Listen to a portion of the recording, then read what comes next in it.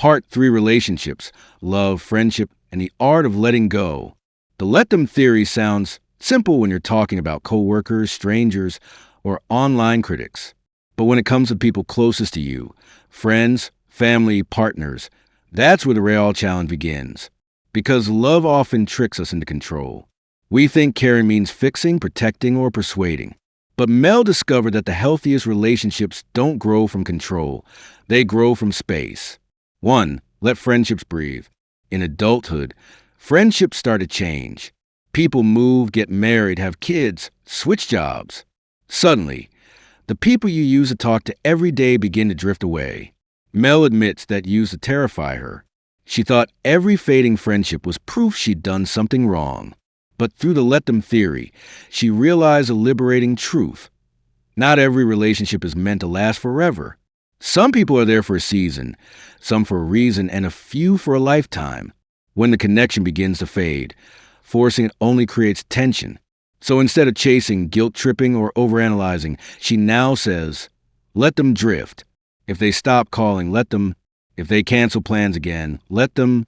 If they grow in a direction that doesn't match yours, let them. Letting go doesn't mean you stop caring. It means you care without clinging. And something beautiful happens when you do. The people who truly align with you, those who share your values and energy, naturally stay. Letting friendships breathe gives space for genuine connections to grow stronger. 2. Family boundaries, the hardest test. Let's be honest. Applying let them in family life is hard. Parents, siblings, children, they all come with emotional weight. You can't just walk away when things get messy. Mel shares how she used to get caught in endless family drama, trying to fix arguments, mediate tension, or smooth over differences. But always ended the same way, frustration and exhaustion. Then she started practicing the let them mindset. If her relatives complained about each other, she silently said, let them. If they made choices she disagreed with, she said, let them. If they tried to drag her into the drama, she said, let them, but I won't join. It's not coldness, it's clarity. You can love your family deeply without carrying their emotional baggage. You can visit, help, and care, but you don't have to absorb every problem. You are not responsible for everyone's happiness. Sometimes love means saying, I trust you to handle your own life. 3. When helping turns into rescuing. We all want to help the people we love. But Mel warns that helping can easily cross a line into rescuing. Rescuing feels good in the short term. You feel useful, needed, important. But in the long run, it can keep the other person weak and dependent. She puts it simply, the more you rescue, the more they sink. When you constantly fix someone's mistakes, you rob them of the chance to learn, grow, and take responsibility. Let them face consequences. Let them struggle a little. Let them figure it out. It's not cruel, it's compassionate. Because growth only happens when people take ownership of their own lives. So next time your friend makes another bad decision, or your sibling calls you in crisis again, pause and ask, am I helping them or am I rescuing them from themselves?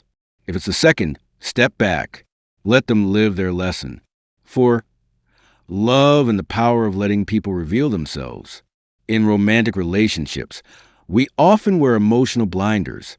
We want to believe people will change or that love will make everything right.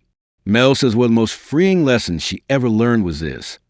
Let people show you who they are. Don't try to rewrite their character, explain away red flags, or hope they'll become the version you imagine. If someone keeps breaking promises, let them. That's who they are right now. If someone doesn't text back, let them. That's their level of effort. If someone leaves, let them. They're creating space for what's meant for you. When you stop trying to control the outcome of love, you see clearly who truly belongs in your life. Let them isn't about giving up on love. It's about freeing love from fear. Because when you stop trying to mold someone into what you want, you allow the relationship to become what it's meant to be, whether that's a deep lifelong bond or a short, meaningful chapter. 5. The strength to walk away. Letting go is not weakness, it's strength. Sometimes the bravest thing you can do is not fight harder. It's to stop fighting altogether. Mel shares that she once stayed in relationships far too long, convinced she could fix things. But when she finally let go, she realized peace had been waiting for her all along. Walking away doesn't mean failure. It means you value your peace more than someone else's chaos. If someone repeatedly crosses your boundaries, let them go. If someone only shows up when they need something, let them go. If someone doesn't see your worth, let them go. Each goodbye clears the path for better hellos. 6. Love without control. The Let Them Theory transforms the way you give and receive love. Real love isn't built on control, guilt, or fear. It's built on trust. Trusting others to live their truth, and trusting yourself to handle whatever happens next. When you stop trying to manage the people you love, you create emotional space for authenticity.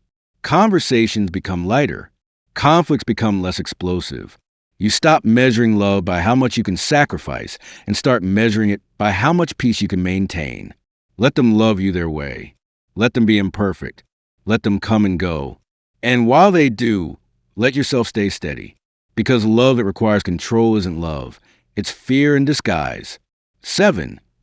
Growing together, not entangled. Healthy relationships aren't about two people becoming one. They're about two complete people choosing to walk side by side. That's what Let Them makes possible. You're not losing connection. You're making space for growth. Let them evolve. Let yourself evolve. Sometimes you grow together. Sometimes you grow apart. Both are okay. The only relationship you can never abandon is the one you have with yourself. When you master Let Them in relationships, you stop begging for reciprocity and start embodying self-respect. You stop clinging. You start living. 8. The quiet freedom of emotional detachment. At the end of this part, Mel shares one final truth. Emotional detachment is not apathy. It's emotional maturity. You can love people and still let them go. You can care deeply and still choose distance. You can be kind without being controlled. Let them be who they are. Let life unfold. The peace you've been chasing will arrive the moment you stop chasing others.